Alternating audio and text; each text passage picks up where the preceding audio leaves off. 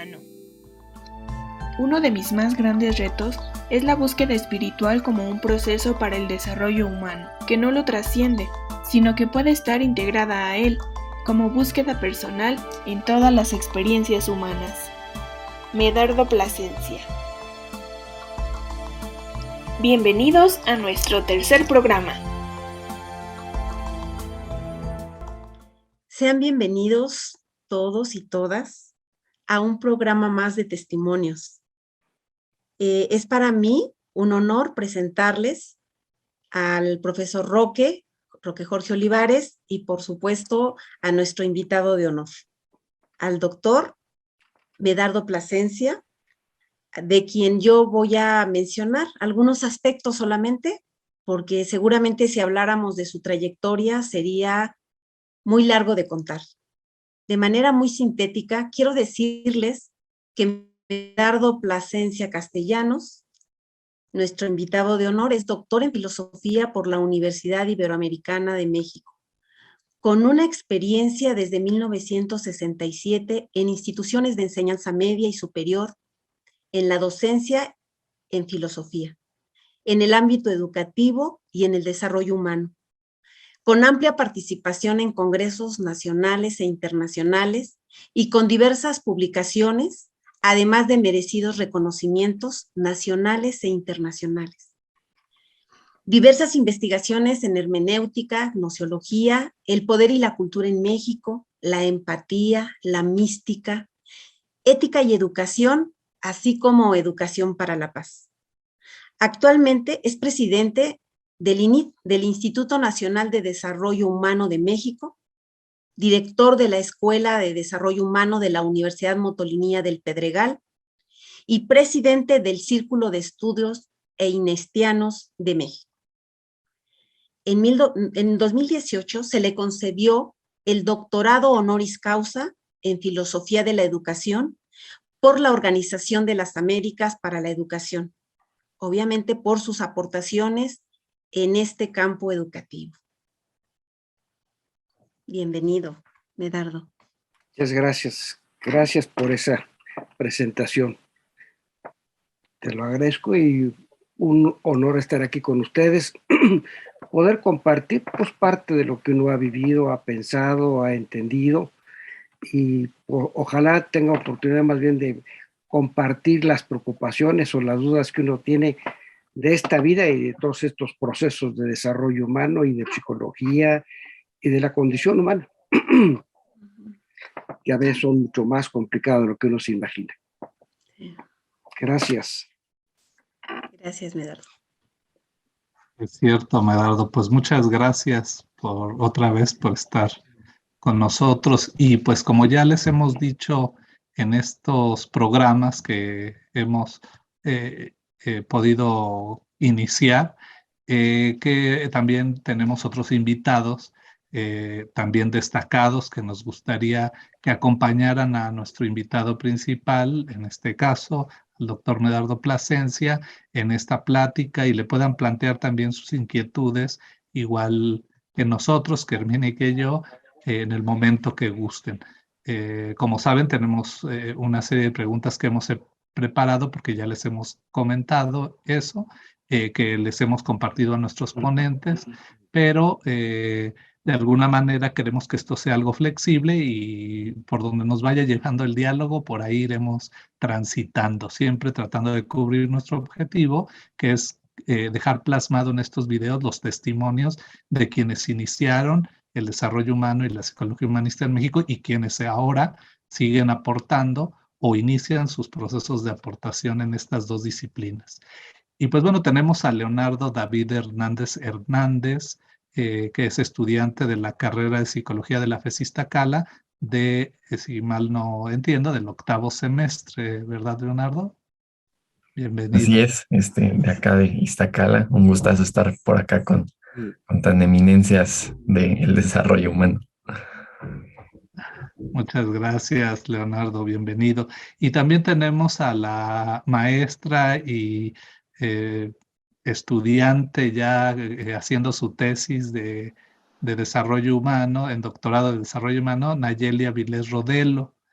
Nayeli es docente de la Universidad de Occidente de Sinaloa en el campus o en Los Mochis. Ella es una incansable promotora del desarrollo humano, de la enseñanza también.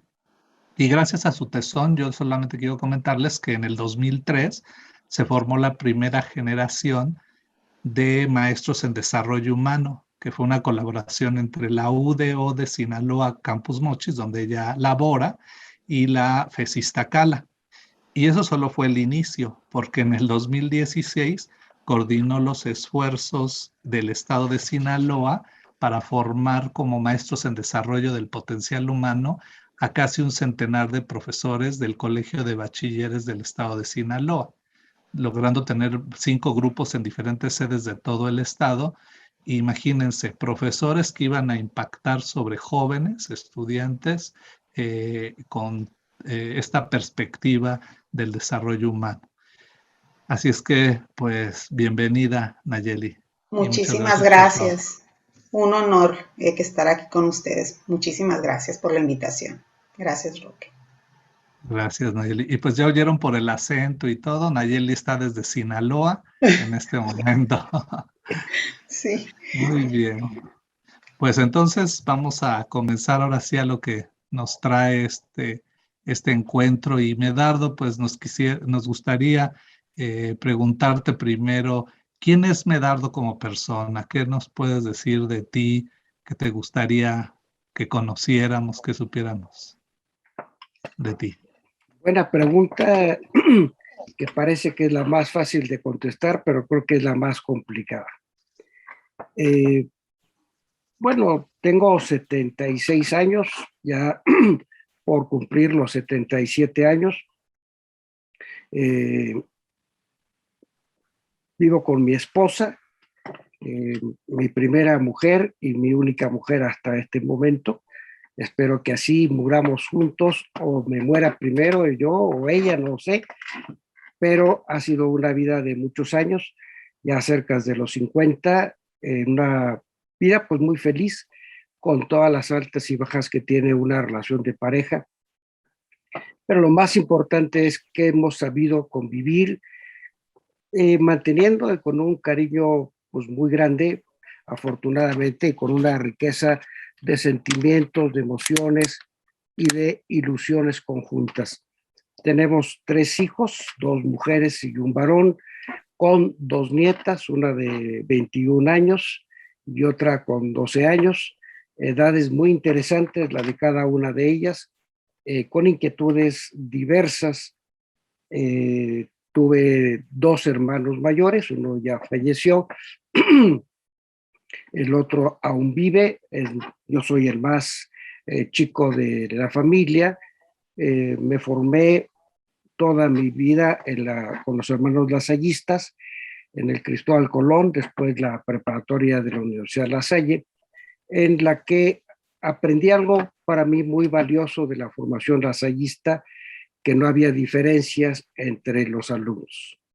Todos, no importa qué tipo de clase, qué tipo de características, todos éramos tratados de la misma forma. Esa fue mi experiencia, con una apreciación, pues como compañeros, como amigos, como estudiantes, siempre con un trato bueno, bonito, respetuoso.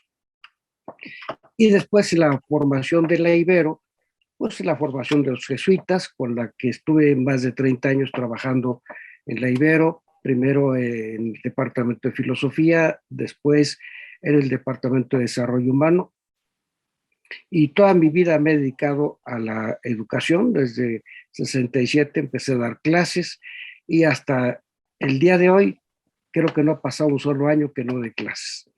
Para mí es mi pasión, y es mi pasión porque no es lo valioso lo que yo enseñe, sino lo valioso que aprenda. Y comento una experiencia de hace muchos años que para mí fue muy significativa, fue muy rica, dando clases en una escuela preparatoria de mujeres, Me acuerdo que una alumna me pregunta alguna cosa, yo le contesté, me pidió que si le podía explicar más, le expliqué más, y fue una experiencia maravillosa al ver cómo su rostro se le iluminó. ¿Qué le dije? No lo sé. ¿Qué entendió? Tampoco lo sé, ni nunca lo supe, pero lo que sí supe es que algo había entendido. Y para mí eso fue como lo más maravilloso, ver que alguien entienda algo de su propio pensamiento, de su propio entendimiento. A veces uno como maestro se vuelve muy pedante y muy chocante porque uno cree que enseña a los estudiantes, pero uno no enseña nada, el que aprende es el alumno y en más de alguna ocasión aprenden más de lo que uno dice que enseña. Entonces, algo de lo que soy, me gusta mucho pues tratar con las personas, platicar con las personas, participado en varios congresos, siempre el poder compartir y sobre todo poner el nombre de México en alto, que hay muchas cosas que podemos presentar y mostrar, no un México fantasioso, sino un México donde la calidad humana pues es importante, donde también hacemos trabajos interesantes como mexicanos. Y bueno, hay más cosas, pero creo que sería suficiente. Muchas gracias, Medardo, qué hermosos conceptos. Y eso me permite eh, fortalecer el concepto que tengo de ti, de que la familia y la formación académica son aspectos o pilares fundamentales en tu vida y que promueves en todo lo que te enfrentas con los alumnos y con las personas en general. Pues muchas gracias, Medardo, por eso que nos has compartido hoy. Y bueno, vamos a continuar. Okay. Medardo, te voy escuchando lo que nos vas compartiendo de quién es Medardo. Y sí, claro, seguramente esta presentación es muy breve, hay mucho que decir de Medardo. Por lo menos creo que quienes te conocemos sabemos que Medardo es esta persona que, por lo menos yo acá desde mi lugar, tuve la oportunidad de escucharte y escuchaba comentarios así en los pasillos de va a estar Medardo, ¿no? Como que cerramos con broche de oro cuando te tuvimos como profesor en el doctorado y pues hoy que te escucho y el poco tiempo a lo mejor que he estado cerca de ti, pues me doy cuenta y me confirma, ¿no? Lo que hoy estoy escuchando.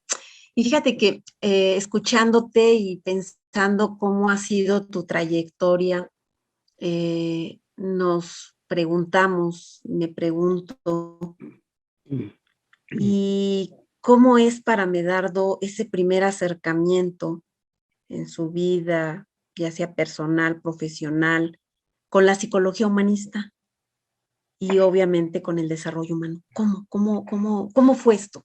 ¿Qué nos puedes platicar? Mira, yo creo que esto, hay manera de ver y entender, se da desde mi formación con los hermanos lasallistas, por este cuidado por el otro. En la Universidad Iberoamericana, algo que para mí fue muy importante, la justicia social, el sentido de una justicia por el otro, pero no una justicia cerrada, sino una justicia abierta. En mi formación filosófica, en el estudio de la licenciatura, pues empecé por darme cuenta de la riqueza que tiene el humanismo que se desprende en la edad moderna, con la ilustración, todo el desarrollo en Italia del humanismo, el mismo humanismo que se planteaba en la Edad Media, donde era importante entender aquellas materias o aquellos aspectos que había que trabajar del ser humano. En este desarrollo del humanismo, para mí lo más hermoso fue empezar a entender lo que es el hombre, tratar de entender y ver que es todo un misterio y hay algo mucho más complejo de lo que hoy podemos hablar y decir de él. Entonces yo llego a la psicología humanista ahora sí que por el propio humanismo. Me invitan a dar clases en la maestría de desarrollo humano en la Ibero, y la materia que yo di fue antropología, y de ahí pues fui conociendo lo que era Rogers, lo que era la psicología humanista, y lo interesante que va uno descubriendo textos que incluso ustedes nos han compartido, donde pues, la psicología humanista fue como una elección un poco por votación, más que por una profundidad de determinación. Lo que uno dice, lo que se hace de la psicología humanista, yo diría, no habría que dejarlo en sus fundadores, sino en lo que hoy los psicólogos pueden hacer. ¿Y cuál sería la cercanía entre la psicología humanista y el humanismo?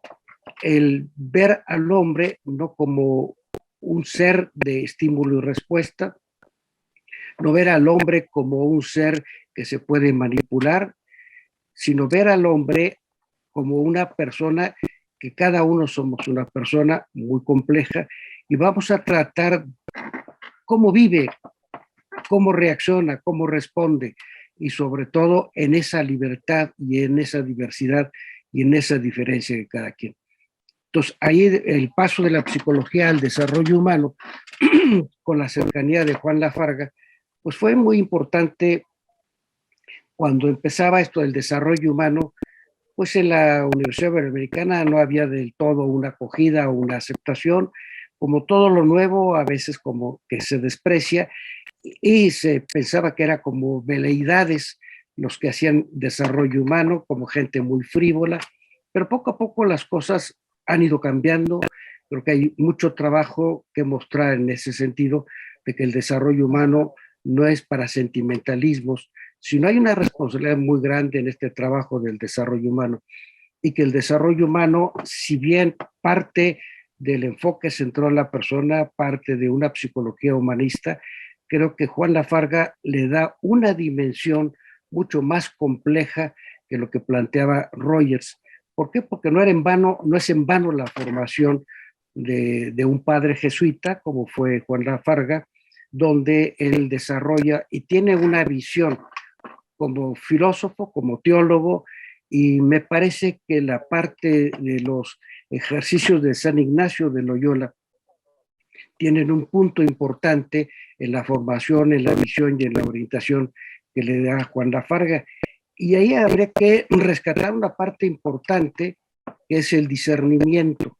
Discernimiento que no es lo mismo que reflexión, aunque implica una reflexión, no es lo mismo que la reflexión, porque en el discernimiento viene este proceso que proviene desde la época de Isaías del Antiguo Testamento, que se va desarrollando a lo largo de la historia del pensamiento religioso, pero más que su matiz religioso, tiene su matiz de profundidad en la vida humana.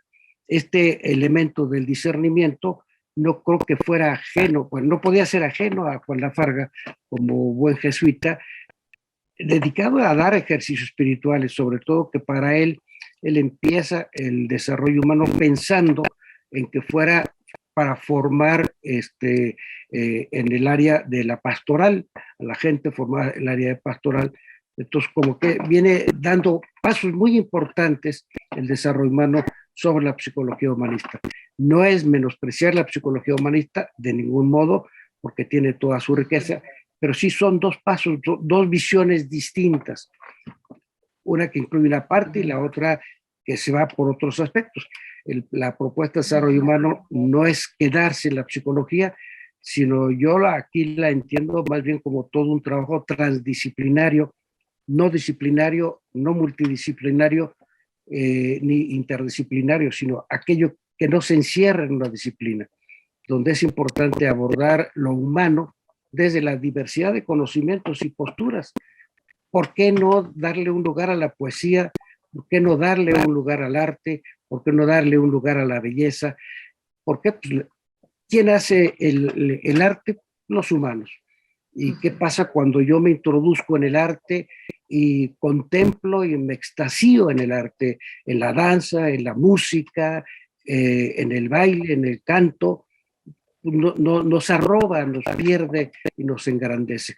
Entonces creo que el desarrollo humano debemos verlo en esa dimensión transdisciplinar en la que todos podemos contribuir y donde todos tenemos que contribuir de una forma o de otra. Entonces, mi conexión con la psicología humanista fue el momento en que empecé a trabajar con desarrollo humano e ir leyendo a Rogers, ir leyendo a las personas que trabajan en esto. Y luego el trabajar con ustedes en la FES Iztacala para mí fue una enorme riqueza. Como lo dije hace un momento, una oportunidad de ver lo que es la grandeza de las personas cuando se proponen hacer algo. Rompen esquemas y creo que esta es una parte medular del desarrollo humano. Si no rompemos esquemas, estamos amolados. No podemos vivir un desarrollo humano con etiquetas, sino precisamente ir más allá, y creo que lo que tenemos de lo humano aún desconocemos muchas cosas. Yo me atrevo a afirmar que el desarrollo humano está en pañales. Hemos crecido mucho en tecnología, pero lo humano aún nos falta mucho por descubrir. Pero bueno. Ok, muchas gracias. Sí, te voy escuchando y me dejas así como con esa inquietud, justamente de donde surge el motivo por el cual estamos ahora acá y en esta intención de abrir estos espacios. Yo tengo la idea, esto lo aprendí en la universidad y esperaría que esto se plasme justamente como ahora lo estás diciendo, que el conocimiento no termina, el conocimiento es algo que hay que estarlo revisando continuamente y creo que estos espacios son justamente eso, ¿sabes? Y ahora que te escucho coincido y creo que eso es lo que a mí me queda como esa necesidad de transmitir a los propios estudiantes, de que si esto que hacemos fuera ya la verdad absoluta, estaríamos cerrados, ya perdidos, ya no hay nada más allá de lo que vemos, y creo que no. Y pues hoy me lo confirmas con esto que te escucho. Muchas gracias. Y qué profundo eso que nos has compartido, Medardo, estos conceptos de la diferencia entre el discernimiento y la reflexión y todos los elementos de una antropología tan profunda que cultivó Juan Lafarga a través de su formación y que compartió con gente como tú, que como nos has compartido en lo personal, traen una formación que les ha calado hasta los huesos y que les ha permitido esa congruencia de la que nosotros, los que hemos sido formados por ustedes, hemos gozado. Porque habría que decir que Medardo ha acompañado a la FES Iztacala en esta trayectoria desde muy cerca y desde muy temprano. Él nos dio clase a quienes nos formamos del 90 al 93 en la FES Iztacala, en esta especialidad que hizo Juan Lafarga y José Gómez del Campo, con psicoterapeutas centrados en la persona. Entonces, pues hoy me rememoras todo eso y me amplías la percepción sobre la conceptualización del desarrollo humano, no solo como una disciplina formal, sino como una actitud, una disposición, una cultura, una forma de vivir y de promover todo aquello que es lo humano propiamente. Entonces, cuando veo mi cuestionario y veo que una pregunta es de qué manera la perspectiva humanista ha impactado en tu vida personal y profesional, como una segunda cuestión, más bien lo que me planteo es que, y te lo refiero de esa manera, es que más bien tu filosofía de vida venía ya impregnada, me parece, con toda esta orientación hacia el ser humano, ¿verdad? Y de alguna manera naturalmente se fue expresando en tu vínculo con las universidades y con esta trayectoria. Entonces, me parece que naturalmente te fuiste insertando y lo que me queda es preguntarte, tú iniciaste con Juan Lafarga en la Ibero en ese año del 66, 67 que él lo empieza a instalar, o te incorporas después, te contacta a través de filosofía, o cómo es este encuentro entre ustedes? Sí, yo estaba en filosofía y pues, éramos vecinos en el área de psicología, entonces como que veíamos el trabajo, pero yo me encuentro con Juan Lafarga. Bueno, Juan Lafarga incluso estuvo un tiempo de director académico de la Ibero, o vicerrectoría académica, Y pues ahí fue quizá el primer contacto que tuve con él. Yo en ese tiempo era coordinador de filosofía, de la maestría y del doctorado en filosofía, y coincidimos en varias reuniones como colegas en la universidad, él como autoridad, yo como maestro, y fueron quizá mis primeros contactos. Después ya cuando entro a desarrollo humano, pues la cercanía y el trato fue mucho mayor, y luego cuando entré al INIT, pues ya era pues vernos mensualmente. eh, Hubo mucho cariño de mi parte hacia él, y yo me imagino que también de su parte, porque nos veíamos y nos saludábamos con mucho cariño, coincidíamos en varias cosas, y fue una persona con una eh, bondad y una facilidad para propiciar el encuentro de las personas muy grande. Entonces yo lo que guardo pues en mi alma, en mi espíritu, una presencia de él por lo que logró, sobre todo que fue muy atacado después por otro de los mismos jesuitas, un rector. Envidias, corajes, vayan ustedes a saber, pero que hizo todo lo posible por meter en conflicto. Incluso lastimó mucho todo el desarrollo humano de la Ibero y toda la obra de Juan Lafarga, pero Juan Lafarga sigue, y este señor pues ya dejó su rectoría y quién sabe dónde andará. Y la obra de Juan Lafarga sigue a través de pues todos los exalumnos de él y todos los que han seguido y todos los a lo que nos interesa. Y algo que me parece muy importante que afirma Juan Lafarga, y que lo podemos ver en algunos de sus textos, donde él dice, igual que Rogers, yo no quiero lafarguianos, como Rogers decía, yo no quiero rogerianos. Lafarga dice, yo no quiero lafarguianos, y yo quiero que cada quien haga su obra, cada quien continúe su obra, y por eso me parece que es tan importante, y esto que ustedes están haciendo aquí me parece muy valioso, y lo que tú decías, Herminia, me parece medular. Hay que abrir expectativas y que el joven pueda dar su aportación. Y algo que es muy valioso en el desarrollo humano, pero que normalmente se pierde en la vida académica, es la riqueza de la experiencia de cada persona. A veces se vuelve tan grotesco lo teórico, lo académico, los grandes textos, los grandes autores, donde lo que tú piensas como persona, eso no importa. Tú dime a ver qué dijo Rogers, qué dijo Ken Wilber, qué dijo Buber, qué dijo fulano, qué dijo, pero tu pensamiento no es valioso, cuando curiosamente lo más rico que podemos lograr es hablar desde nuestra experiencia, entender de nuestra experiencia. Y ahí es donde veo quizá una de las grandes debilidades del trabajo académico. Te dejo 20 libros para que leas los 20 libros, pero ninguno lo relees desde tu propia vida. Y creo que una lectura que no se lee para leerme mi pensamiento, mis sentimientos, mis emociones, es una lectura muy buena como enciclopedia, como tener una biblioteca, ahí lo tiene uno almacenado todo, y quien tiene buena memoria, pues le va de maravilla. Los que tenemos mala memoria, pues nos va muy mal. Pero creo que la lectura debiera ser para leerme a mí mismo, ver el texto no para quedarme con el texto, no para alabar al autor, no para mostrar al autor, sino para resignificarme. Que esta es la parte interesante, muy rica, que pasa en los procesos de desarrollo humano, la resignificación de las personas, pero que a veces sus trabajos, sus tesis, sus investigaciones no hacen referencia a esa riqueza y a esa transformación.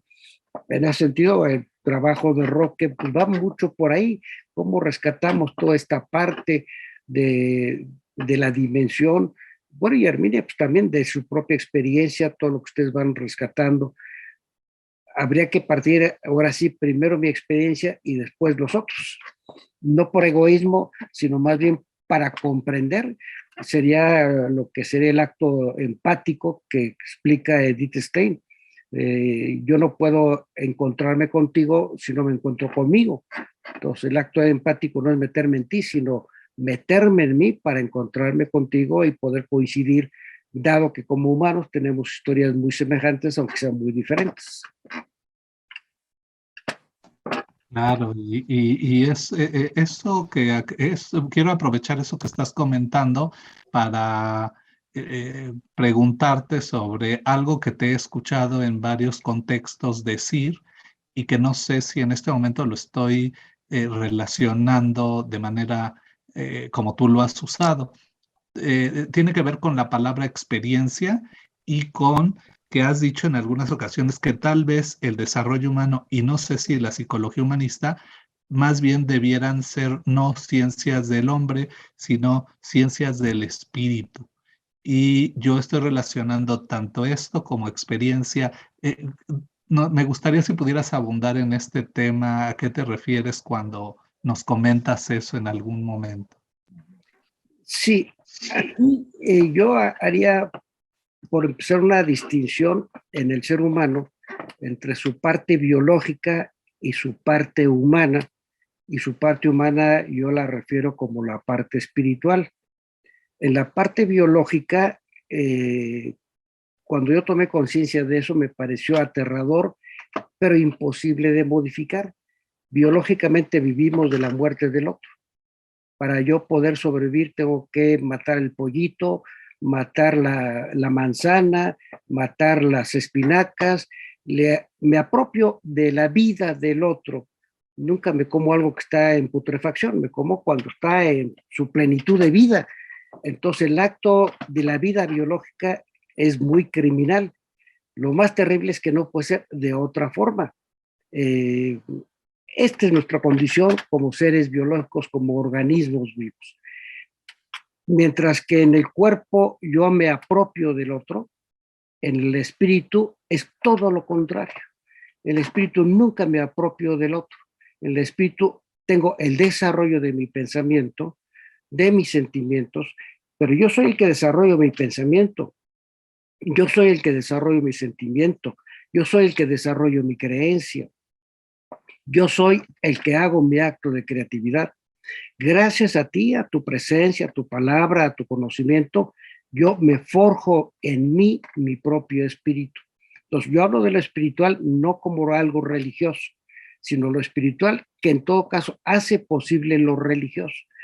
Pero lo espiritual es esta capacidad de pensar, esta capacidad de decidir, de actuar, esta capacidad de poder determinar.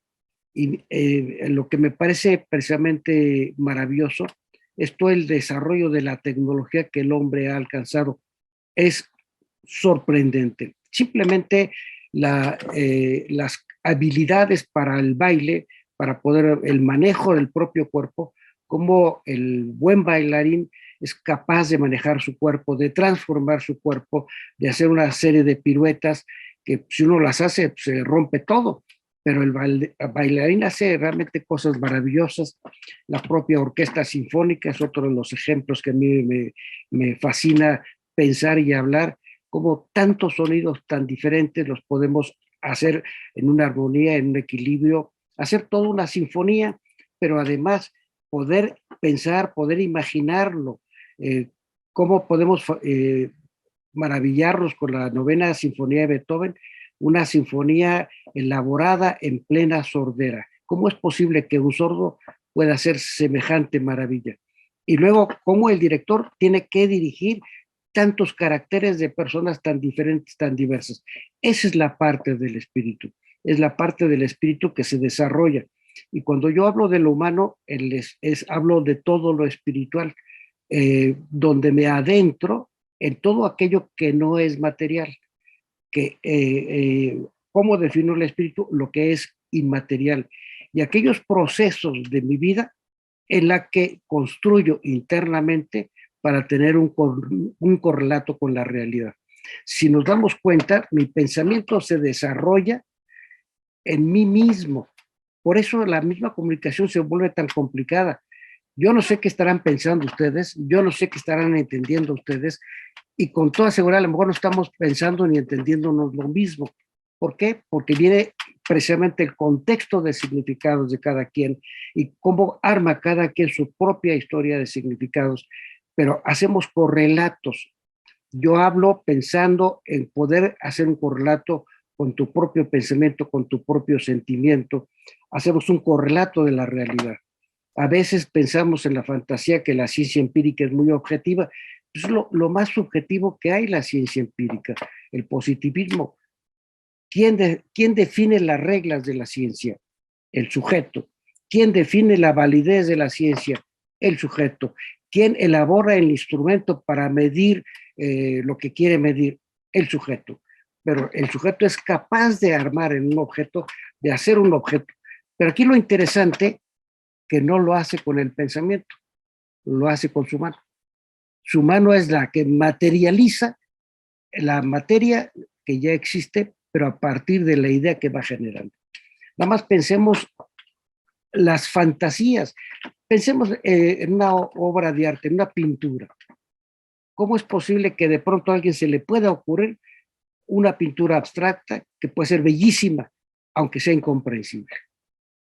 Porque no es lo mismo la pintura realista, porque la pintura realista pues te está mostrando un rostro de una persona, un cuerpo, una imagen, pero otra es la capacidad para abstraer, toda esta capacidad para hacer teorías, para hacer pensamiento, lo maravilloso del pensamiento matemático. A veces decimos, es que el mundo es matemático. No, nosotros matematizamos el mundo, porque la matemática es la elaboración que nosotros hacemos en nuestra mente. La matemática no está en el universo. El hombre es el que interpreta, elabora, desarrolla y hace enormemente complejo y que logra manipular el mundo a través de lo que piensa, de lo que cree y de lo que entiende. Por eso creo que es ciencia del espíritu. Sí. Escucho. Con permiso, voy a tomar la palabra, si me lo permite. Oh, porque ahorita, Medardo, que lo escucho, de veras que yo quisiera que estuvieran los rectores de las universidades, sobre todo de mi universidad, voy a hablar desde mi contexto, en el que desde que iniciamos el desarrollo humano era lo más complejo del mundo explicarles por qué el desarrollo humano era una ciencia y por qué teníamos que hacer una maestría en desarrollo humano. O sea, justificar cada uno de los procesos que se tenían que dar en aquel momento.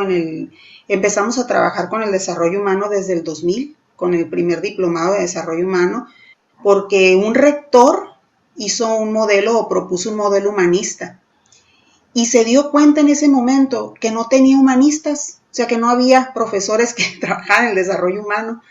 Entonces él mismo dice, Nayeli, Georgina, Laura, por favor, busquen quiénes son los humanistas de México para que el modelo sea congruente, ¿sí? Y fue como dimos con mi gran maestro, con Roque, ¿no? La FESista Cala. Pero cuando ya empezamos a construir primero el diplomado, era muy complejo explicarle, sobre todo a la parte administrativa, académico-administrativa, el por qué teníamos que tener, por ejemplo, grupos de crecimiento. O sea, ¿por qué? ¿Por qué teníamos que trabajar y solicitar plastilina, por ejemplo? ¿Sí? Y abrir procesos, que venía el doctor Juan Lafarga y tenía que venir pues una persona acompañándolo. Oye, y pues 2 vuelos, y pues 2 comidas, y pues 2 hoteles, o sea. Y era súper complejo. Tan complejo ha sido el proceso de todos estos años que pues hemos tenido que trabajar muchísimo con la sensibilización de las autoridades académicas administrativas en el estado de Sinaloa. De hecho, cuando se firmó el convenio con COBAES era porque era un director general de COBAES que había estudiado la maestría en desarrollo humano, ¿sí? Pero si no llegan autoridades humanistas, pues los procesos se detienen y los programas académicos de las ciencias del espíritu, que me encanta la manera en la que lo nombran, pues se quedan ahí, ¿verdad? Y eso pues es muy triste. Eso era mi comentario, porque pues ahorita ya están ladrando mucho los perritos y quiero darme de la... Los perritos no sé también quieren comentar de esto. Los perritos también quieren participar. Oye, Oye, Medardo, no sé qué le pasó a tu alumna, la que dices que no supiste si te entendió o no te entendió, pero algo pasó.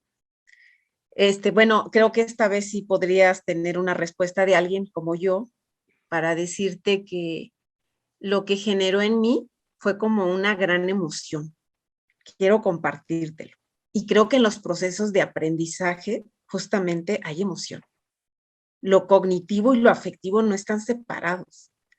Y cuando te escucho decir todo esto que nos planteaste, me generaste así como una sensación de maravillarme y entonces de no pensar en la obra de arte máxima que pueda existir del mejor pintor o el mejor artista.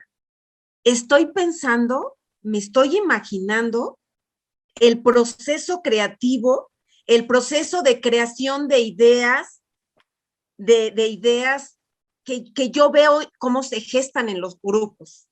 Y que cuando yo termino mi clase me quedo así con esa sensación de emoción de, claro, más allá del artículo a revisar, es esto que está sucediendo. Y cuando yo te escucho hablar de esto, yo digo, claro, estos procesos que se dan en el humano, en el ser humano, no se restringen a la psicología. Es hacia todo lo humano, ¿no? Y entonces, pero me queda una inquietud porque muchos de estos videos los van a ver psicólogos en formación y gente de todos lados, pero vaya, a mí me interesaría mucho. Entiendo que esto va para todo el ser humano, porque esto nos compete a todos y no tenemos que ser psicólogos, además. Sin embargo, a mí me gustaría mucho, porque eso es lo que me está sucediendo ahorita, que te fui escuchando y que me voy imaginando lo que yo vivo de una manera muy intensa, a lo mejor en mis últimos años de docencia, porque pues ya estoy al final de la carrera de ser profesora, ¿no? Por los años que tengo. Entonces, pero lo vivo con mucha emoción y con mucha intensidad y me maravillo. Te lo quiero decir porque eso fue lo que generaste en mí, esa sensación de conexión con lo que yo vivo. Y entonces yo te pregunto, y la relación entonces de esto que nos has mencionado, ya en particular en la psicología, desde lo que tú has visto, porque tú tuviste relación con Juan, tú has tenido relación con la psicología también. Yo te escucho mucho desde la filosofía, por eso me embeleza tanto escucharte, desde que estábamos en clases y yo ya había escuchado de ti, pero yo me quedaba así como, ¿no? Como no quiero ningún ruido porque quiero estar aquí atenta, así como hoy lo estoy haciendo. Te quisiera preguntar, porque aunque sí tiene que ver con este tema que hemos escrito por aquí, pero a mí me queda la inquietud, justamente para estos estudiantes de psicología, de cómo es que tú has vinculado esto desde la psicología, el desarrollo humano vivido, experienciado, no escrito en las grandes obras, como tú dices, ¿no? Qué bueno que leamos, qué bueno que nos documentemos, pero no queda ahí. Desde tu perspectiva, ¿cómo es esto? ¿Cómo se da este vínculo, esta relación? Porque no podría ser desde otra psicología, o ¿cómo sería? No sé, como que me queda esa inquietud. Mira, en filosofía, cursos que a mí me marcaron mucho fue todo lo que corresponde a la metafísica, la ontología, teoría del conocimiento y la antropología. Y después estuvimos trabajando durante varios semestres a Freud, estuvimos leyendo a Freud, era un grupo de gente de filosofía, de letras y psicólogos. Entonces fue un seminario muy interesante que leímos buena parte de la obra de Freud, pero íbamos leyendo el texto y lo íbamos comentando, íbamos tratando de desmenuzar lo que decía Freud. No era la lectura para enaltecer, sino para comprender. Entonces, para mí fue que leer espero poderme explicar. En filosofía pude entender lo que es el ser humano y este trabajo de Freud me permitió adentrarme en la interioridad del hombre.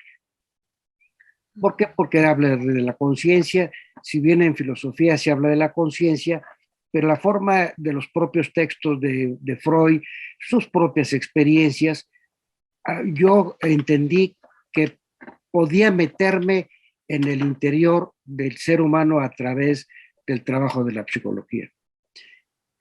Y me parece que lo más importante es saberme como humano, que tengo a mi disposición diferentes modos de conocer.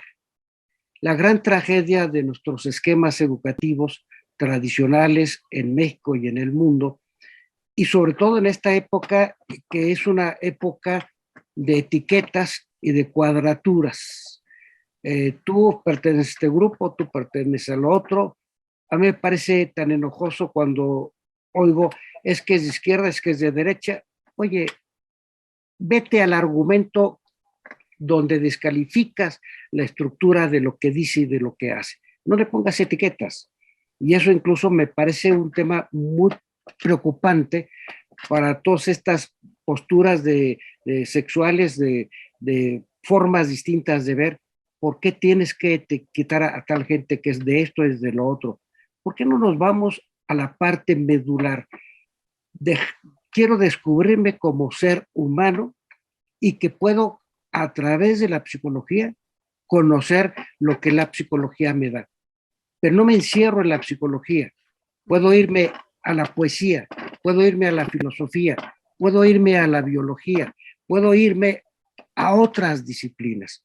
Sí, a mí lo que me parece terrible es que una ciencia se convierta en un chaleco de fuerza para el espíritu, cuando el espíritu no debe ser atado absolutamente por nada.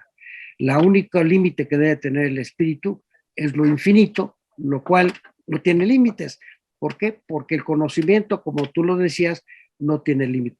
En el momento en que yo me descubro como un ser humano, que tengo capacidad para pensar, para actuar, para sentir y para explicar de formas distintas, no menosprecio la psicología y no pongo la filosofía sobre la psicología. Simplemente son dos disciplinas que me permiten trabajar. Por eso ubico al desarrollo humano como transdisciplinario. Si quiero entender el desarrollo humano por una disciplina, ya la fastidié. Porque más, ustedes lo han dicho, esta es la parte más complicada.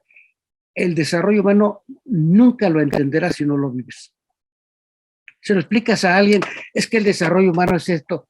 Ah, sí, yo recuerdo un amigo, una gente muy pensante, que estaba como vicerrector en el proceso donde al Departamento de Desarrollo Humano y Educación lo pasan a psicología.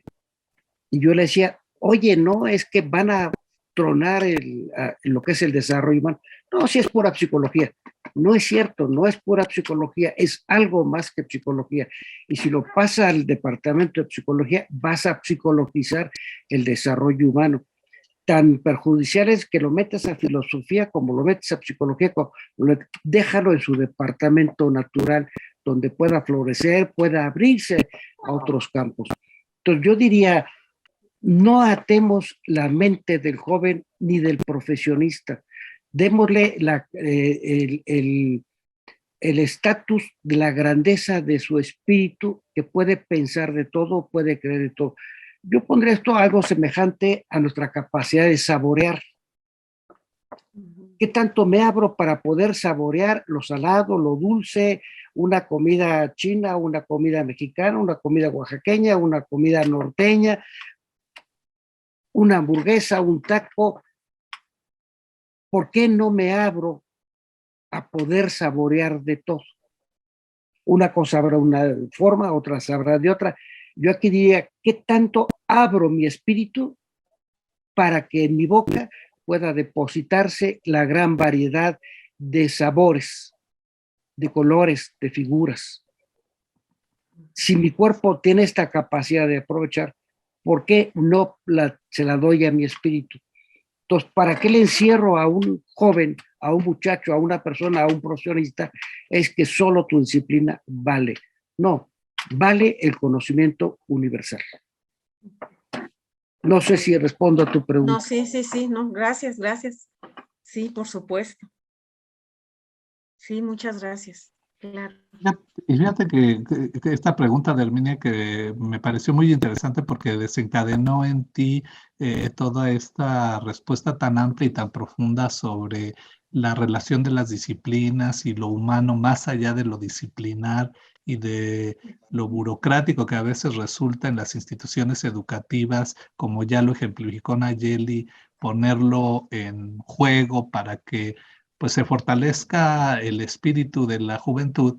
Y oyéndote con tu respuesta, en que tu respuesta introduces tanto este concepto del espíritu, pues yo me quedo con algo que de tu respuesta anterior, que me lleva a otro nivel, quizás por en el camino que ando y que tú también ahora estás transitando en la Universidad Motolinía y en el Instituto de Desarrollo Humano de Investigación, que tiene que ver con la metodología. Entonces, por un lado, yo digo, a ver, Medardo nos está hablando de una dimensión espiritual del ser humano que puede confundirse con una cuestión religiosa o incluso mística, que no tendría por qué ser negativa, puesto que es parte del componente del ser humano también. Sin embargo, creo haber entendido en tu respuesta anterior que con la manifestación de lo espiritual o de esa dimensión espiritual en el ser humano, tiene que ver con el sentido, el significado y la intencionalidad. Entonces, para una ciencia del espíritu o para un conocimiento que busca comprender o acercarse al espíritu humano y potenciar su desarrollo, su crecimiento, que es a lo que me está llevando tu plática como un objetivo de de la educación, de la cultura, eso es lo que me estoy diciendo. También me vinculo con la parte aterrizada de la metodología. ¿Cómo estudiar? ¿Qué metodologías son las que pudiéramos, a tu modo de ver, utilizar para poder captar o adentrarnos al mundo del significado, del sentido, de la intencionalidad, que finalmente parecen ser, resumo lo que decía hace rato yo, las manifestaciones de esa dimensión espiritual? ¿Cuál es tu opinión al respecto? No sé si me expliqué. Sí, muy bien. Voy a empezar la respuesta a tu pregunta con una realidad histórica. El hombre primitivo se trasladaba de un lado a otro a pie. Su camino, su medio para llegar a su objetivo era la vereda que hacía. O buscaba por dónde caminar entre árboles, entre plantas, entre piedras, entre animales, buscaba su camino. Y el hombre primitivo diseñó el camino que para él era el medio apropiado para llegar a su fin. Lo terrible hubiera sido que nadie se le hubiera ocurrido para llegar al fin otro camino distinto. Y de ese camino de sus pisadas pasa a un camino que lo convierte en una vereda, lo aplana, le pone piedras. Veamos los caminos romanos, impresionantes, empedrados los caminos romanos, que todavía hay vestigios de ellos. Busquemos otro modo porque la piedra me provoca esto. Vamos a utilizar otro medio diferente para pavimentar, para poner el piso. La navegación es otro medio. Pero si puedo llegar a ese punto no caminando, sino ¿por qué no busco otro camino, otro medio, otro método? El gran problema que yo veo es que nos perdemos en función del método y no en función del problema. ¿Cuál es el problema? ¿Cuál es la pregunta que yo quiero resolver? ¿Tienes claro tu problema? Dime cuál es el medio que vas a utilizar para resolver ese problema. A veces me gusta poner el ejemplo de que ustedes lo van a vivir en algún momento. ¿Quién de ustedes no problematiza sus vacaciones? Para irte de vacaciones es el mismo camino. Tienes que ver primero cuánto tiempo, a dónde quieres ir, a dónde te gustaría ir. ¿Tienes dinero para ir ahí o no tienes dinero para ir ahí? ¿Cuál es el medio que vas a utilizar? ¿Te vas a ir a pie? ¿Te vas a ir en coche? ¿Te vas a ir en bicicleta? ¿Te vas a ir en tren? ¿Te vas a ir en avión? ¿Te vas a ir en barco? ¿Cómo le vas a hacer? ¿Qué tienes que llevar para ir? Es que me voy al Polo Norte, entonces me voy a llevar mi traje de baño y una ropa muy fresca. Pues creo que vas a tener problemas en el Polo Norte con esa ropa. Entonces, el punto de partida debe ser el problema, debe ser la pregunta. Ciertamente mi pregunta es a partir de lo que conozco. Nunca puedo preguntar lo desconocido. Pregunto a partir de lo que conozco y yo digo, marca la frontera de mi conocimiento.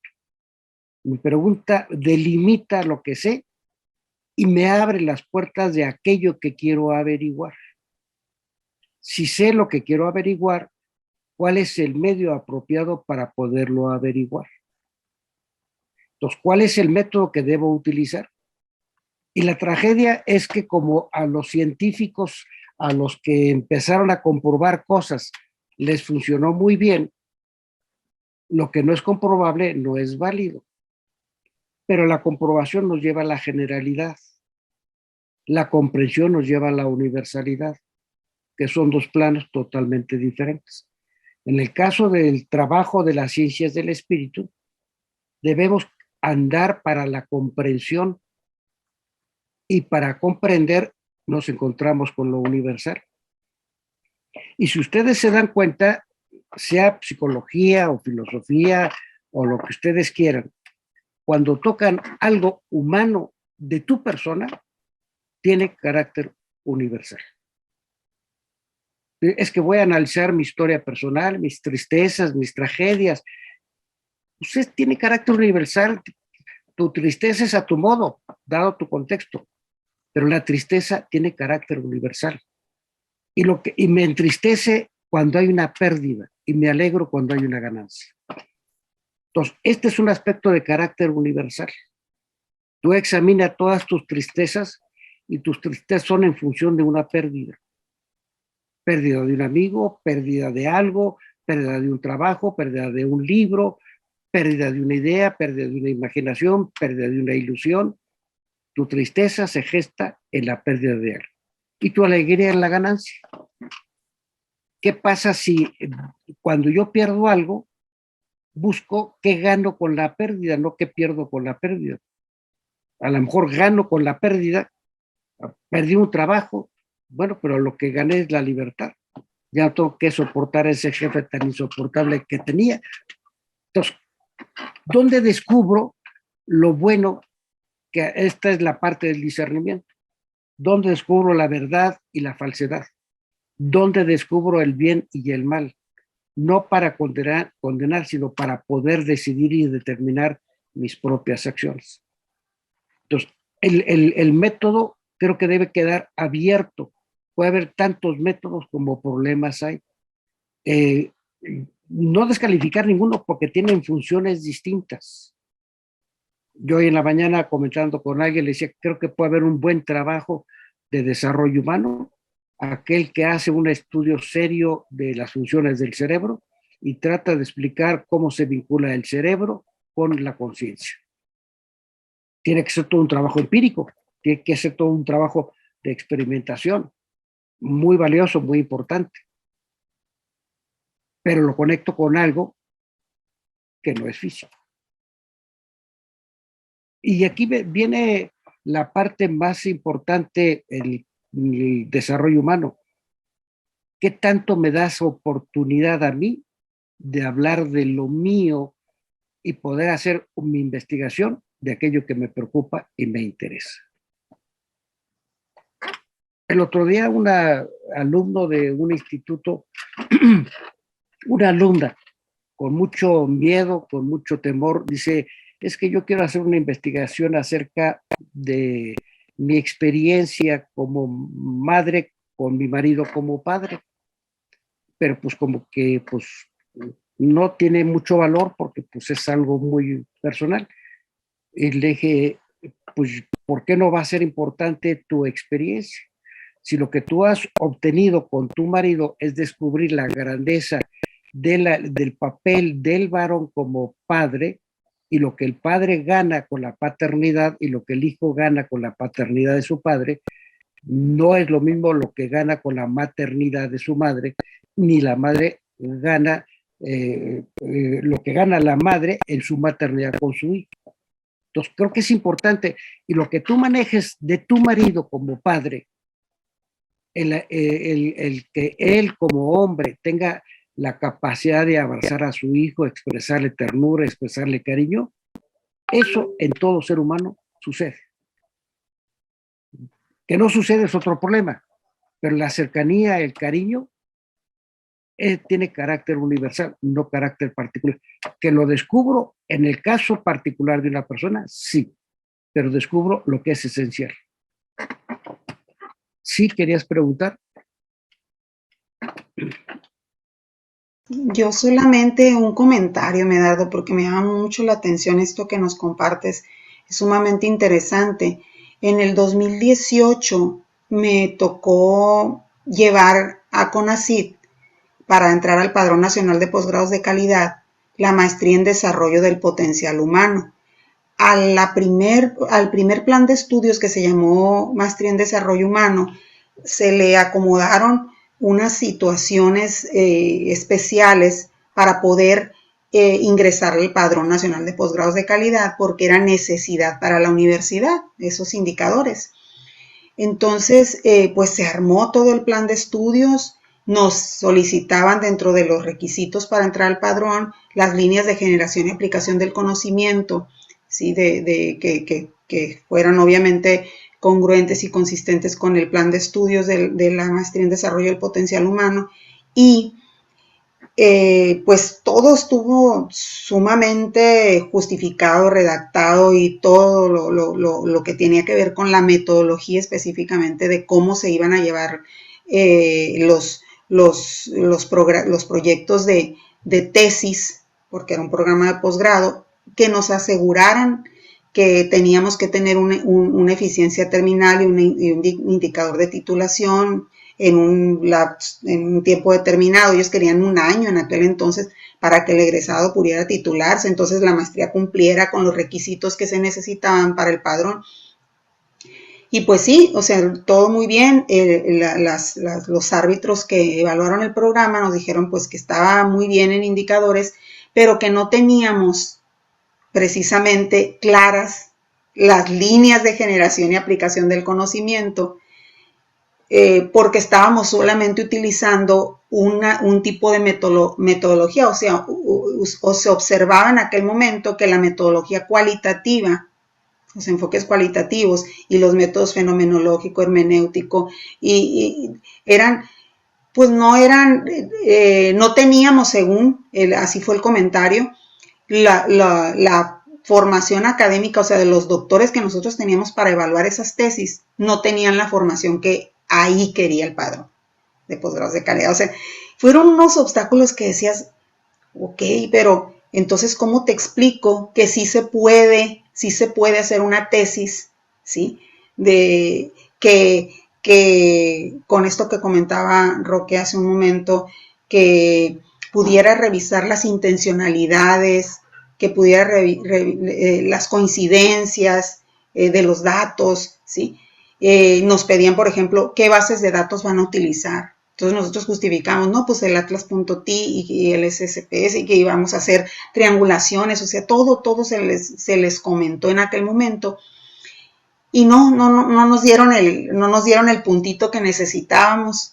Y entre las justificaciones, una de ellas fue eso, lo de lo de cómo las líneas de generación y aplicación del conocimiento iban a ser evaluadas, quiénes iban a ser los sínodos de los exámenes de grado, y un punto más, que no teníamos los suficientes profesores tiempo completo en aquel momento en la universidad con grado de doctor en desarrollo humano, porque había muy poquitos de hecho nosotros no teníamos a una y era psicóloga, o sea, no era doctora en desarrollo humano. Entonces, pues eso ya no nos dio las credenciales que necesitábamos para entrar al CONACYT. Entonces, esto ha sido una lucha que, como tú nos lo compartes ahorita, el método debería ser así, como tú lo expones, ¿verdad? Pero que encontramos esas barreras tan importantes dentro de las instituciones que no nos dejan dar el paso que falta en las universidades. De hecho, ahorita aquí en la Universidad Autónoma de Occidente, ya es autónoma, Roque no sabía, yo creo ya de esto, es autónoma, ya el programa desapareció. Hicieron uno de docencia que creyeron que ese iba a ser el bueno, ¿sí? Porque nosotros teníamos la maestría en desarrollo del potencial humano con acentuación, tuvimos que meter, te digo, esta acentuación en aprendizaje significativo, otra acentuación que era el desarrollo del capital humano en las organizaciones empresariales e instituciones, y otro que fue el que conveníamos con COBAES, que era para la atención de las necesidades de los adolescentes. Y estaba pues súper bien, estábamos haciendo investigación-acción, estábamos haciendo metodología fenomenológica, o sea, y se hicieron tesis y se logró el índice de eficiencia terminal y de titulación, pero aún así no nos dejaron dar el paso. No estamos ahorita pues con eso. Y me hablan todavía, maestra, ¿sigue coordinando la maestría? Pues no, ya ni existe, ¿verdad? Ya no está en la universidad. Entonces se los quiero compartir porque sí, pues tú explicaste maravillosamente cómo podría ser un método para esto del desarrollo humano, pero en la realidad, por lo menos aquí a mí me tocó luchar con estos factores que te acabo de mencionar. Fíjate, ahí creo que hay dos problemas o dos abismos en estas negativas que te pusieron. La primera es lo monstruoso que de pronto somos los maestros y sobre todo los directores de tesis o asesores, porque parece que la tesis es del director y no del sustentante. Y no quieren que ponga o quiere que ponga lo que él quiere, no lo que el sustentante está sustentando. Eso por un lado. Por otro lado, que se reduce el rigor a un rigor cuantitativo, pero hay un rigor racional argumentativo, que curiosamente es lo que está detrás del rigor cuantitativo. Entonces, ¿qué es lo que se debería de pedir a un trabajo de investigación? Tú vas a definir tu medio, pero yo te voy a pedir que tengas rigor en lo que estás haciendo. No se trata, es muy interesante si ustedes leen algún texto de filosofía, ahorita se me viene a la mente, puede ser Husserl, o puede ser Aristóteles, puede ser filósofos viejos, donde, si ustedes se dan cuenta, lo que hacen es un trabajo de ir desmenuzando los conceptos, de irles dando consistencia al pensamiento. Yo te voy a sostener esto, no porque a mí se me ocurra, sino porque tengo todos estos fundamentos para decirte lo que tengo. Por ejemplo, con esta señora de esta tesis, dice, bueno, tú tienes simplemente cuáles son los aspectos del desarrollo humano que vas a resaltar en la relación que él, como varón, incide en el niño. No es lo mismo la actitud del padre como hombre a la actitud de la madre como mujer. Ese es el padre que le marca a su hijo, para bien o para mal, le marca en su relación que pueda tener y cómo el padre también incide, pero tú vas a hacer observaciones. Si ustedes se dan cuenta, pues el trabajo de Freud, ¿qué era? Observaciones. El trabajo de Piaget, ¿qué era? Observaciones. Pero son observaciones que van dándole su consistencia, su sustento, no es nada más la pura ocurrencia. Entonces, aquí como que debiéramos de trabajar los que somos responsables de un trabajo directivo, una dirección de tesis, que el que vale es el sustentante. Recuerdo que en una ocasión se nombró los lectores, era de una doctorante que hizo su trabajo acerca de la mujer, en una serie de historias. Entonces me dice una de las lectoras, yo no voy a leer ni voy a aprobar esa tesis. ¿Por qué? Porque no coincide con mi postura. Es una mujer con una postura no feminista, es una mujer tradicionalista. Yo dije, bueno, ¿y qué le importa? Es la tesis de ella. Ella lo que tiene que hacer es que su trabajo esté bien armado, bien presentado. Entonces, porque tú tienes una ideología diferente a la mía, porque tú tienes una concepción diferente, porque tú tienes una creencia diferente a la mía, por eso no te la voy a aceptar. Mi trabajo no es de adoctrinar, mi trabajo es de acompañar tu propio proceso y debo facilitar a ti tu propio proceso. En los absurdos recuerdo el trabajo de una tesis de doctorado de filosofía, donde el tema era la decisión. Entonces es un trabajo muy bueno, porque su propuesta era explicar la complejidad de lo que es la decisión y todos los elementos que intervienen en la decisión. Entonces estuvo trabajando autores diversos. Entonces se le nombran dos lectores de filosofía, supuestamente dos filósofos. Entonces uno le dice, no, te regreso tu trabajo. Tienes que elegir un filósofo. Aquí tú citas muchos pensadores. Tienes que centrarte en un filósofo. Y otro le dio chance que podían ser dos o tres filósofos. El pobre tuvo que hacer todo su trabajo para darle gusto a estas gentes.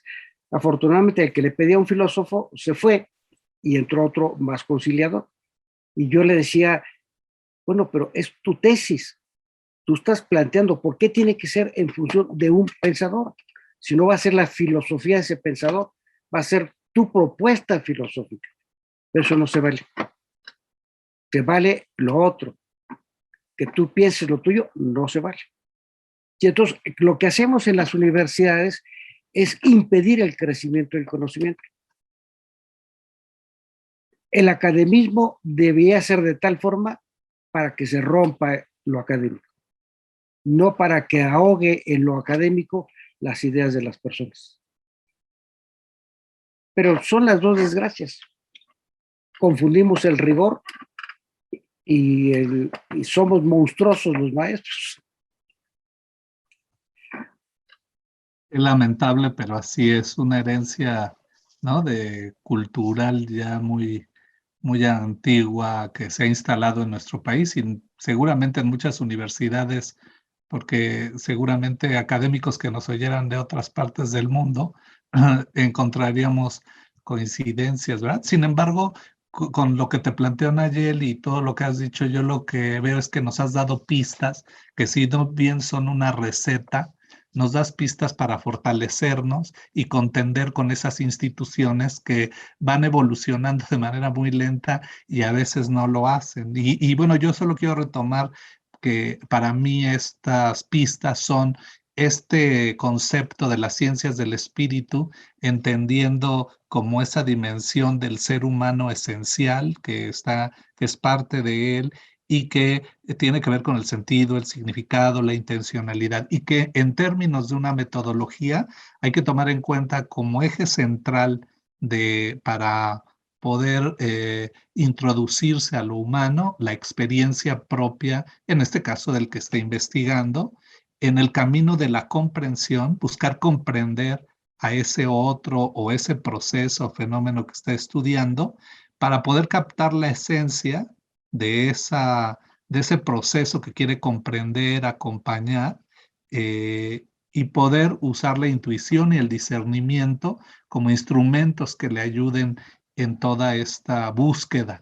Entonces, para mí son pistas que cada quien acomodaremos de alguna manera y que eso será lo rico, que nos dará un camino para poder fortalecer esto que es una realidad que plantea Nayeli, ¿no? Porque ahorita en la academia aquí nosotros podemos discutir todo esto y se queda muy padre, pero ya en cosas tan prácticas como las que hace Nayeli, que después se convierten en oportunidades de desarrollo para al menos ella ya capacitando a 100 profesores en Sinaloa, pues se convierte en una realidad tangible porque van a impactar a no sé cuántos estudiantes.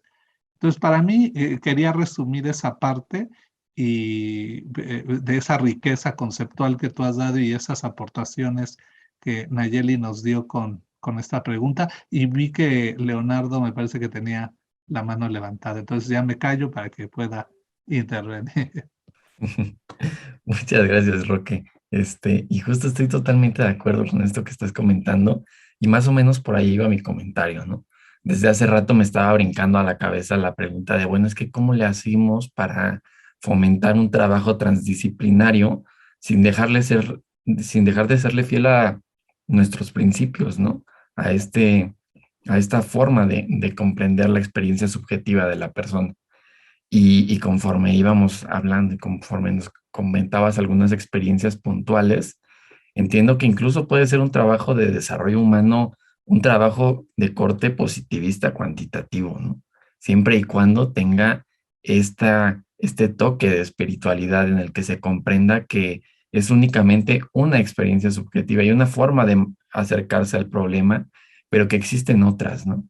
Y desde ahí también te escucho con, no sé, como una gran humildad para poder decir, existen un montón de otras maneras de cómo comprenderlo y no demeritar ninguna de las otras, ¿no?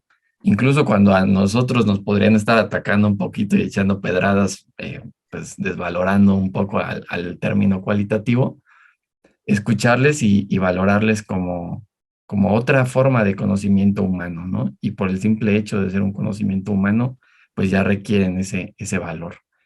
Y desde ahí, pues noto que a pesar de este conocimiento segregado que puede ocurrir y este dogmatismo que a veces podemos ver en los catedráticos, resistes y a la vez sigues cuestionando cada que puedes, ¿no? Sin parar de cuestionar incluso a la fecha y poniendo en duda cómo es que es necesario partir desde un autor, ¿no? O es necesario partir desde ciertos axiomas. Y entonces, sin demeritar ese conocimiento, reconocer que la experiencia propia y me atrevería incluso a decir que la ética de los investigadores, pues está inherente a la persona, ¿no? No está ahí en un código y no está en un montón de páginas, sino que es algo que se tiene que trabajar día con día en la propia experiencia. Y pues muchas gracias que me quedé pensando todo eso, gracias a ti. No, gracias a ti. Y dice ahorita algo que es muy importante, que es un tema que da para largo, esta parte de la ética del investigador. El asunto no es un código ético, el asunto es cuál es la moral que la persona tiene para su vida y esto tiene que trascender. Si la moral de la persona es que no le importa qué utilice para lograr su objetivo, pues va a ser un investigador inmoral, va a ser un que atente contra todo principio. Digo, como que hay ciertos principios de respeto y de respeto porque hace posible la convivencia y la interrelación personal. Y esto es muy valioso.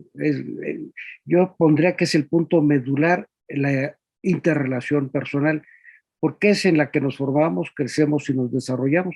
Y si no tenemos ciertos mínimos de respeto, de dignidad, de promoción, de aceptación, por eso le decía yo a Roque al principio, es el poder de promoción, porque si leemos a Michel Foucault en la parte del poder, bueno, es un poder terrible el que presenta este autor, pero el poder de promoción es muy importante.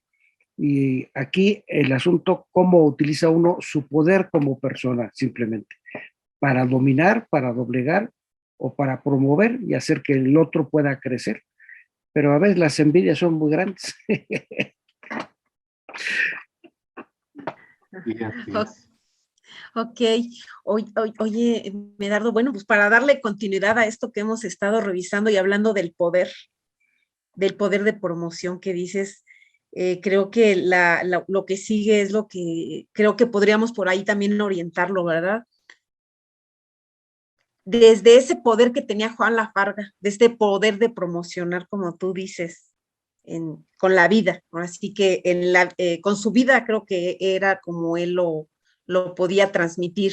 Yo no tuve el gusto de conocerlo, pero lo he leído y lo he conocido a través de tanto de las personas como de lo que voy leyendo. Y entonces yo te quiero preguntar, ya que tú eres pues una de las personas que también tuvo esa relación con Juan Lafarga, ¿quién fue Juan Lafarga? ¿Cómo nos lo podrías describir para quienes no lo conocimos personalmente? Y obviamente en el marco del desarrollo humano, de la psicología humanista, ¿y cuál consideras que podría ser su legado, hablando de estas cuestiones del poder promocionar? Mira, yo como conocí a Juan como un hombre muy cálido, un hombre sencillo, un hombre cariñoso, eh, nos saludábamos de beso, lo cual te da una calidez, un respeto muy especial. Eh, Quizá esto de pronto como que se pierde en los contextos de muchas apreciaciones, eh, pero el darle un beso a una persona no es el beso otra vez de apropiación, sino es el beso de promoción, es el transmitir al otro una cercanía, un cariño. Entonces era un hombre muy cálido, eh,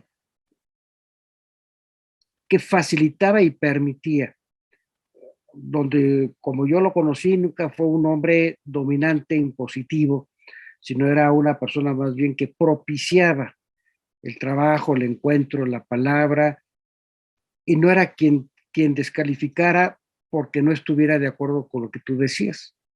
Te escuchaba y a lo mejor si había oportunidad él daba su punto de vista, pero no era un hombre descalificador, al contrario, era una persona que promovía, que facilitaba el trabajo de las personas. Entonces, un hombre con mucho carisma, muchas personas se acercaron a él y tuvo un impacto muy profundo en la vida de muchas personas. Eh, Después, cuando él fallece y empieza uno a oír a las personas cómo tuvo una repercusión muy honda en su vida, en su historia, impresionante. Todavía hace poco, tú la conoces, Ana Carolina, la de maestra que vive en Querétaro, ella, Juan Lafarga, casó a sus papás, no a ella, ella la casó, y habla hermosísimamente de Juan Lafarga como este hombre eh, inteligente, un hombre pensante, un hombre con una habilidad y una facilidad para generar otras situaciones que beneficien a otros. ¿Cómo fue el CREADEUM? Ahí ustedes lo saben muy bien, lo del Centro de Desarrollo, lo de la Festa Cala, lo de tantos y tantos grupos que promovió él, la propia revista Prometeo, pues muchas cosas que él fue promoviendo. Me parece que su legado es precisamente su vida de tratar de romper esquemas y poder dar un paso más en la vida de lo humano, en donde él lo plantea muy claro, incluso hace en algún momento referencia a Teilhard de Chardin. Estamos en proceso, habrá que ir más allá, habrá que descubrir otras cosas. Eh, su legado es su pensamiento para no quedarnos en él, que nos hace pensar pero para que pensemos nosotros, para que aportemos nosotros lo que nos toca aportar. Él nos comparte su vida de lo que él vivió, pero nos invita a que nosotros vivamos nuestra propia vida y tengamos nuestro propio pensamiento. Es como yo lo entiendo. Y que yo creo que eso es uno de los objetivos principales, o entre otros, ¿verdad? Justamente de lo que estamos haciendo ahora. Lo estamos recordando y por eso la importancia de que nos platicas un poquito tu experiencia, sobre todo para mucha gente joven que pues que no tuvo la oportunidad de conocerlo y muchos otros ya más grandes que tampoco tuvimos ese acercamiento y que creo que pues este espacio justamente permite ver cómo esa semilla sigue floreciendo en muchos espacios, como tú dices, y en muchas personas, y que justamente no tenemos que ser lafarguianos, creo que seamos nosotros. Yo creo que finalmente eso es algo que a mí me inspira en lo personal ahorita que te escucho. Sí, muchas gracias. Gracias a ti. Y a mí me hizo recordar esta pregunta de Herminia y tu respuesta brevemente cuando en una ocasión me invitó y me propuso para una actividad y finalmente yo opté por otra oportunidad diferente y cuando le fui a platicar me dijo,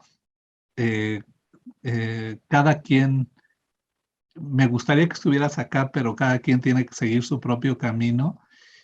Yo ahí sentí la lucha del ser humano que era de pues querer que el otro siguiera el camino que él creía, pero a la vez el respeto, que eso era lo que ganaba siempre, de que cada quien teníamos que transitar lo que nos tocaba transitar más allá de las creencias del otro. Y sin embargo, a mí lo que me impactó es que con esa posibilidad de libertad que daba, siendo el líder que era, pudo hacer que el desarrollo humano creciera tanto en nuestro país, una disciplina que podríamos decir que él constituye de alguna forma y que fortalece, además en un país como el nuestro, con una cultura adecuada para que se fortalezca ese desarrollo humano, pero desde esa visión que tú dices y no una de la que nos has narrado en toda esta conversación y no una academicista o restringida a los cánones de los paradigmas actuales en la educación o en lo social. Y eso me lleva esto a una pregunta que nos gustaría saber a nosotros. ¿Cuál que consideras tú que, viendo todo este panorama que ya hemos platicado y el que tú has también caminado, del desarrollo humano en México, ¿cuál es la perspectiva humanista en una sociedad actual en la que, como el otro día nos decía también yo digo, un filósofo muy peculiar como Anatolio Freiberg, que decía que le da temor que los jóvenes que hoy se vinculan más con lo tecnológico, con lo inmediato, pues se desconectan y no se vinculan en este panorama de tantas condiciones sociales tan adversas, ¿cuál crees que sea tú el futuro del humanismo con esta concepción que nos has compartido hoy en este país? ¿O qué tendríamos que hacer para fortalecerlo? ¿Qué nos toca hacer a nosotros? Pues yo vería dos posturas, o, o, o se convierte uno en cómplice de lo que vivimos, o simplemente nos convertimos en promover algo diferente de lo que estamos viviendo. A mí sí me preocupa mucho lo que está pasando en el mundo, pero estamos en México, lo que está pasando en México. Es aterrador ver la violencia que existe. Una foto que ha circulado de esta señora que le saca la foto a quien le está disparando. Dice uno, qué cosa tan terrible, matan a la mamá enfrente del hijo, y es solo una historia de tragedia, en la que tristemente las muertes por enfermedad, por crimen, simplemente se contabilizan y pues tantas muertes, pero ¿cuál es la historia de cada persona?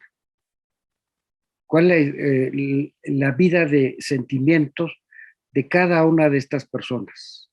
El propio criminal. El criminal no es un ser que venga de Marte. El criminal se hizo criminal porque la sociedad, de una forma o de otra, favoreció para que se convirtiera en criminal. ¿Qué nos toca? Para mí es, tenemos que llegar a todas las dimensiones, incluso tratar de influir en las políticas públicas, donde no podemos quedarnos con los brazos cruzados. No es que queramos transformar el mundo, pero nuestra palabra tiene que ser oída. Tenemos que tratar, porque más no es para exhibir, no es para adoctrinar, es simplemente que todas las personas tengan la oportunidad de vivir con la mayor dignidad posible. El propio delincuente, el propio criminal, ahí vemos lo monstruoso que son todos los temas penitenciarios. Alguien que haya cometido crímenes horrorosos no tiene posibilidades, no tiene alternativas de vida. Es castigado, es martirizado y con todo lo que sabemos de violencia. Cuando deberían de ser centros realmente de educación, de socialización, de recuperación a las personas. No lugares para encerrar. Me parece que buscar que el trabajo no es la competencia, el trabajo es el desarrollo a todas sus posibilidades de cada quien, porque cada quien tiene capacidades diferentes. A mí me provoca siempre cierto escrúpulo las famosas competencias y los premios. Este es el mejor promedio, este es el mejor trabajo, es la mejor investigación, es el mejor libro. Oye, cada quien hizo su propio esfuerzo. ¿Por qué no le permitimos que cada quien se exprese y se manifieste? Creo que lo que nos toca, lo que estamos en esto, es poder incidir en todo aquello donde podamos incidir. ¿Por qué? Porque es como el médico que se encierra en su casa y no da consulta porque pues no le da la gana. Creo que el médico está obligado a favorecer la salud del enfermo, del paciente. En este tiempo, con toda la prudencia que corresponde, que también es, ahí encontramos todo un tema de los médicos que necesitan mucho el desarrollo humano. ¿Por qué? Porque tienen problemas muy serios el sector salud. No solo por la pandemia, sino a lo largo de la historia. Parece que son grupos donde hay mucho alcoholismo, mucha drogadicción, pero incluso a veces no pueden. Pues ustedes tuvieron, creo que en algún momento en este intento que quisimos hacer, que yo quiero recuperar, de desarrollo humano y la salud, y lo que comentaba un psiquiatra. No, el psiquiatra lo menos que quiere es desarrollo humano, porque ellos son muy importantes. Entonces yo creo que lo que nos toca es no ser cómplices. Sí. Se necesita mucho valor, ¿verdad? Valor cívico para eso. Sí. Pero lo que están haciendo es un ejemplo. Yo creo que esto es un ejemplo, es un modo de hacerlo, de poder llegar a las personas, de darles un poquito de lo mucho que hay. Y es un esfuerzo maravilloso que ustedes hacen. No, pues muchas gracias, Medardo. Fíjate que escuchándote y aprovechando que esto muchas personas lo van a escuchar, eso esperamos. Creo que hasta ahorita ahí vamos. Yo te quiero decir que me gusta esto que estás enfatizando, porque creo que de pronto yo encuentro esos señalamientos, creo que sin fundamento. Sin fundamento en el sentido de que los humanistas somos individualistas y no tenemos como mucha conciencia social, ¿no? Por ahí yo escucho ese tipo de comentarios. Y yo puedo decir que no.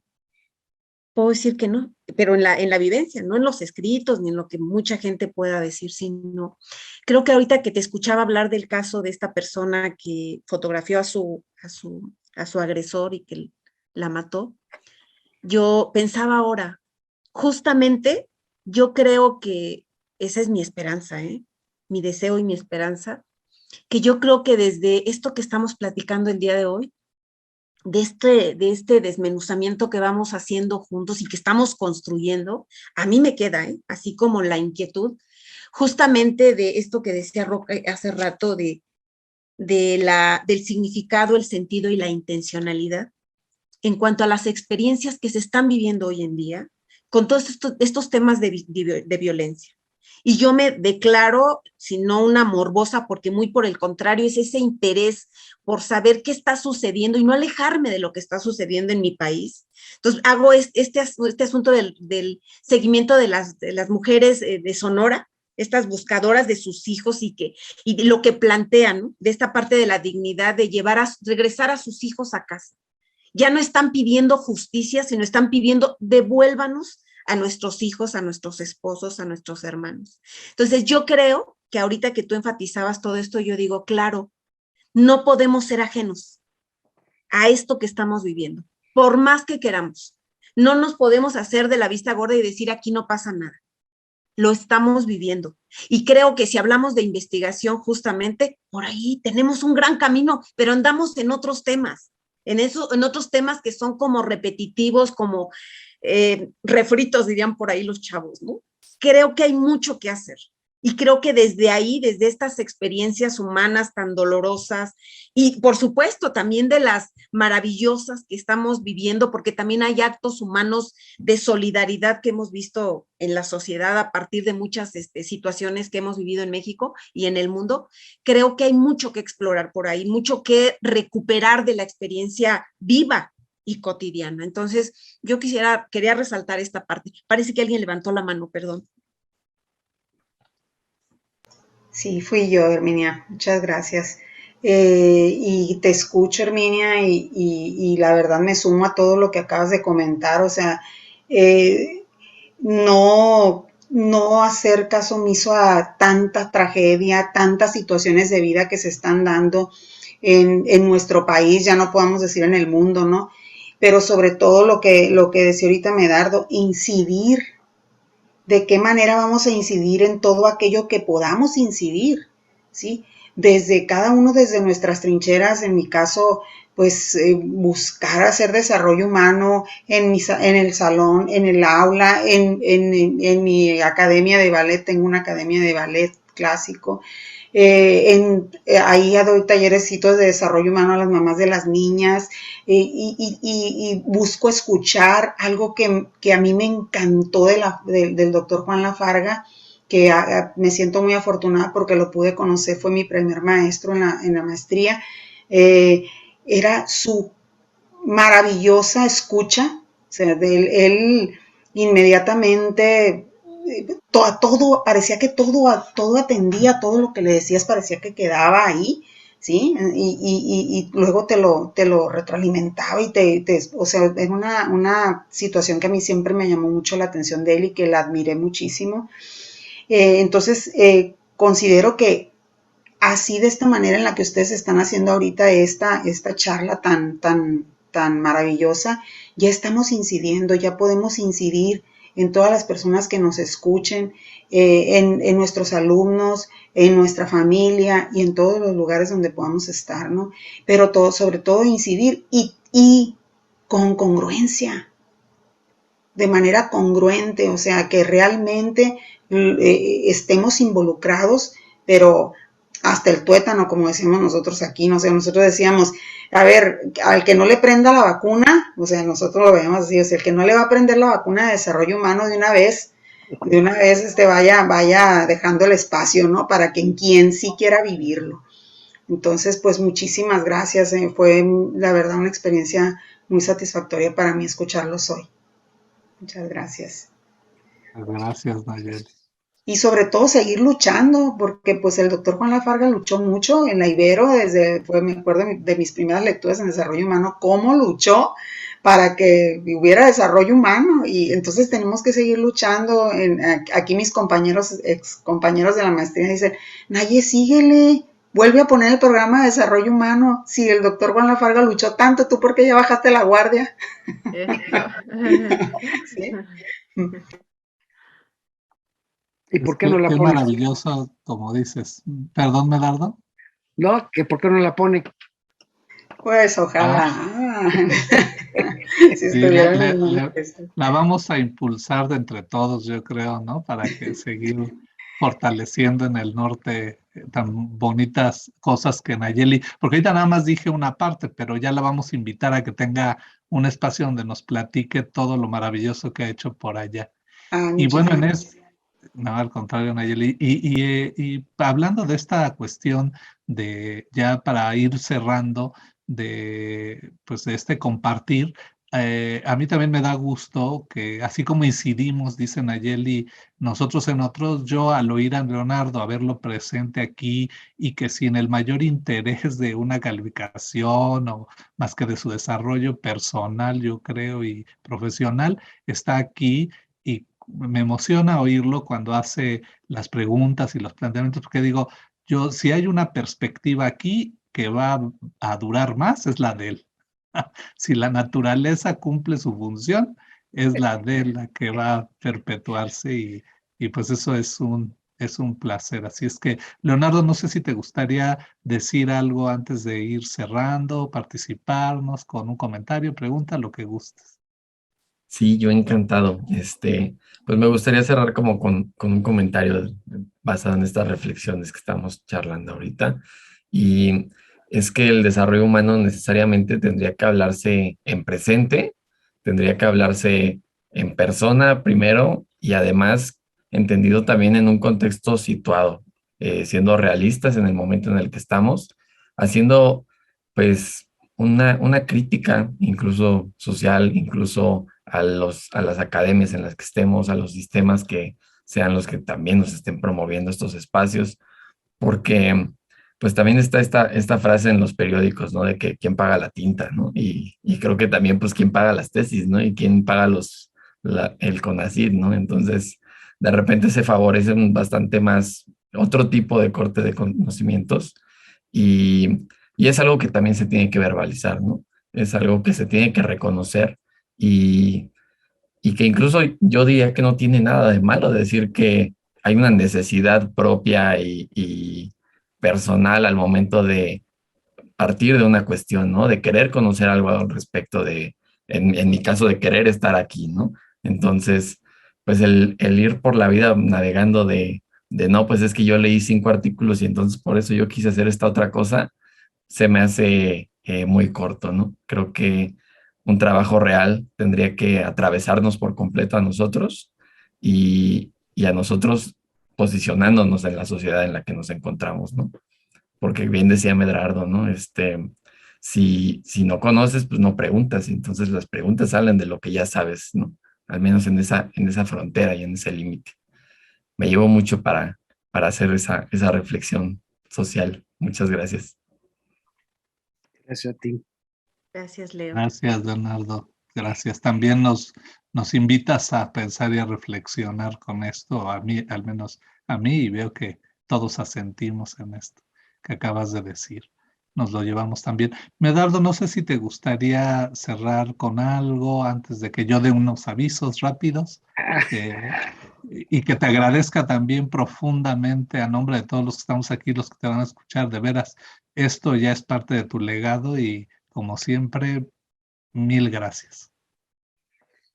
Pues más bien yo les doy gracias a ustedes por esta oportunidad, porque lo que dije no lo hubiera dicho si no fuera por ustedes. Así es que cuando uno habla, va uno pensando y va uno construyendo ideas y solamente puede uno hablar cuando hay una escucha y esta escucha es formidable, la de ustedes. Me da mucho gusto tu presencia, Leonardo, como dijo Roque, bueno, pues eres una parte muy importante en estos procesos y qué bueno que estás. Se ve en la profundidad y la calidad de tu persona, como la de todos los demás, la de Nayeli, incluso aquella personita que está hasta arriba en la pantalla, que pues sin ella no hubiéramos hecho todo esto. Roque, Herminia, para mí es un gozo muy grande poder compartir con ustedes y pues más bien muchas gracias y que no nos demos por vencidos. No puede ganar el mal, valga esa expresión.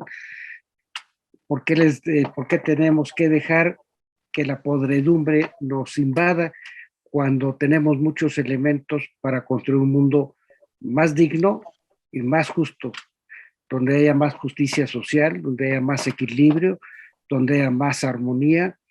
Y me parece que hay, para mí, entender unos principios que son cósmicos, que imperan en todas partes. Si ustedes conocen algo donde no se dé, sería muy bueno: el principio de unidad, de orden, de armonía y de equilibrio. Como que el universo se rige con esos principios, y cuando no se cumplen, pues hay destrozos, hay cosas terribles. Gracias, muchas gracias por esta oportunidad. Y es un gusto conocerles y compartir con ustedes. Muchas gracias. Muchas gracias, Medardo. Gracias, Naye. Gracias, Leo. Sí, gracias a todas, a todos. También gracias a Herminia, que como ven siempre está con la sensibilidad tocándola, y yo cuando la oigo hacer sus preguntas digo, qué bueno que está aquí, que pudimos hacer juntos este proyecto, porque eso que ella pone en palabras, yo lo estoy sintiendo, pero es el fondo de lo que yo estoy preguntando como figura, y digo, qué padre, porque me permite contactar con eso. Así es que, pues gracias también a Alejandra y a ella por este acompañamiento que estamos haciendo juntos. Y bueno, solamente decirles que del programa anterior con José Gómez del Campo nos quedó pendiente mencionar sus obras. Las vamos a poner en el canal, en su programa, porque tiene varias. 2 que son de él, que es Intervención en Crisis, Manual para el Entrenamiento, desde una perspectiva obviamente del desarrollo humano. Otro libro que es Psicología de la Comunidad, Perspectivas Teóricas y Modelos de Aplicación, desde un punto de vista humanista. También vamos a poner los datos bibliográficos, porque se nos hace importante que quien lo escuche y le llame la atención el pensamiento de él puedan rastrearlo a través de esta obra, igual que, pues, por supuesto, la coautoría que hizo de 4 volúmenes del Desarrollo del Potencial Humano con Juan Lafarga, que tiene textos fundamentales para comprender la parte de la psicología y del desarrollo humano. Entonces las pondremos ahí para que todos le puedan dar seguimiento en la cajita del canal. Y les agradecemos a quienes han suscrito también al canal a través de la promoción que hicimos de los 2 primeros programas. Les agradecemos los me gusta o like, como les dicen ahora, y los invitamos a que vean el siguiente programa y sigan fortaleciendo este canal, porque lo estamos haciendo para, como decía muy bien Medardo, difundir estas ideas que creemos que pueden fortalecer el espíritu y la concordia de todos para vivir en una mejor comunidad humana. Muchas gracias y buenas noches a todos. Buenas noches. El equipo de testimonios te damos las gracias por ver este video. No olvides dejar tus dudas o preguntas en la sección de comentarios. Regálanos un like y suscríbete si te gusta el contenido de este programa. Nos vemos la próxima semana en un siguiente capítulo.